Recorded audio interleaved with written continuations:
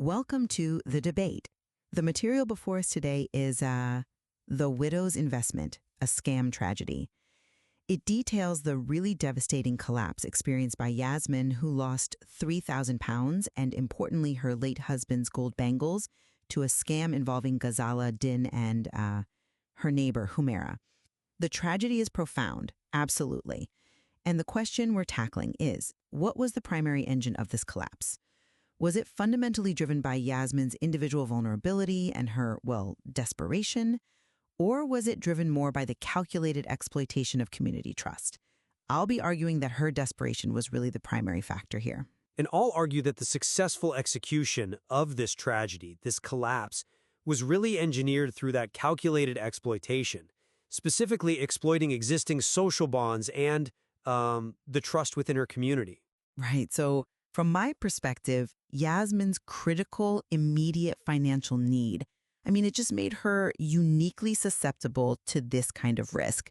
She was juggling night shifts at a sewing factory and desperately trying to fund her eldest son's university future.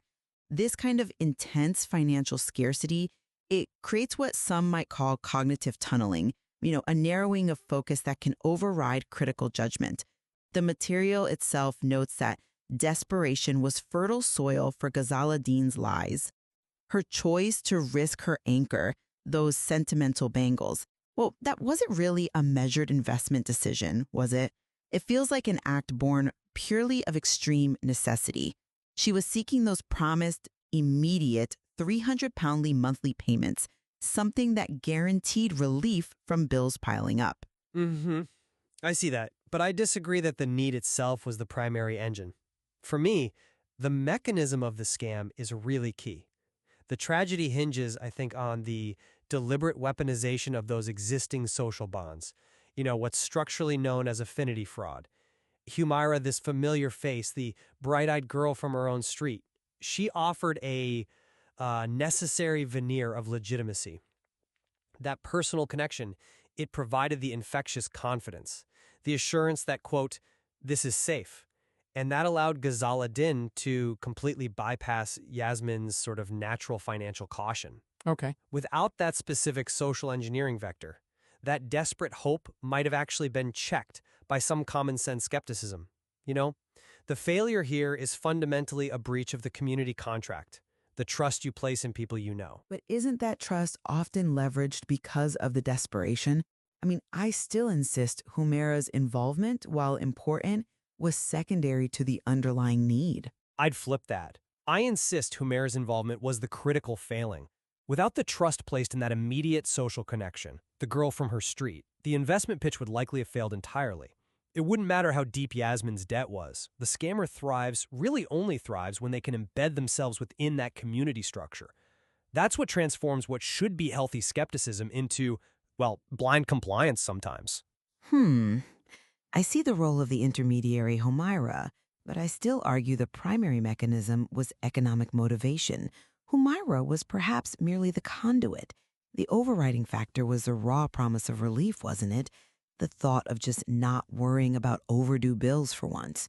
The fact that Yasmin immediately pawned the bangles, her last sentimental and frankly liquid asset, it just proves her economic stress had lowered the threshold for risk acceptance to basically zero. Her desperation was so profound, it made almost any risk tolerable, even if the source maybe had been slightly less familiar. But the familiarity that allowed for the speed and the magnitude of the loss, wouldn't you say? That trust mechanism ensured that the full £3,000 was surrendered immediately, not in small, testable increments that might have let Yasmin catch on or recover. It was that trusted validation that, yes, this is okay, that allowed her economic fragility to become fatal, financially speaking. Okay, let's maybe look at the fallout then. I think the tragedy's deepest impact stems directly from the initial desperate financial choice. Her eldest son had to delay higher education for a night job. The middle child dropped out of school. The youngest grew resentful because their basic financial stability just vanished overnight. This financial fallout, that's what directly fueled the psychological impact. The guilt, the feeling of failure, the money or lack thereof was the central loss driving everything else. That's a compelling point about the family impact. Definitely. But have you considered the lasting community dimension? Yasmin's withdrawal from weddings, from Friday prayers, that was fueled by this devastating shame and stigma. It shows that the broken trust led to social exile. The collapse was amplified by how the community reacted, focusing on judging her perceived greed. The whispers of, why would she invest with strangers? Greed blinds people, rather than supporting someone who is clearly betrayed. That social shame, that isolation, sometimes that's harder to recover from than lost capital. It exponentially amplified her pain. I challenge the causality there slightly. The shame and isolation, aren't they really consequences of the loss of resources?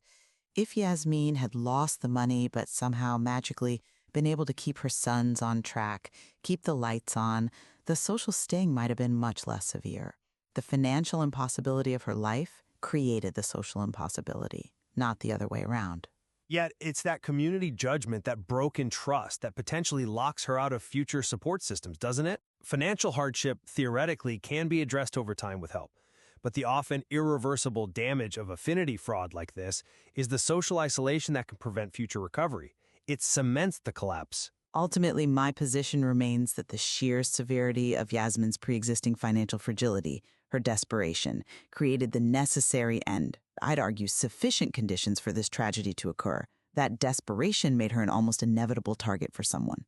And I maintain that the successful mechanism of this specific scam was defined almost entirely by Ghazala Din and Humaira exploiting the inherent trust within that community structure. That makes it fundamentally a tragedy of social betrayal, which enabled the financial loss. Well, the material certainly demonstrates vividly how both profound economic vulnerability and the deliberate weaponization of social trust can combine, and they create these devastating losses, leaving us and the listener to reflect on perhaps which element was the most decisive factor in Yasmin's overall and lasting collapse.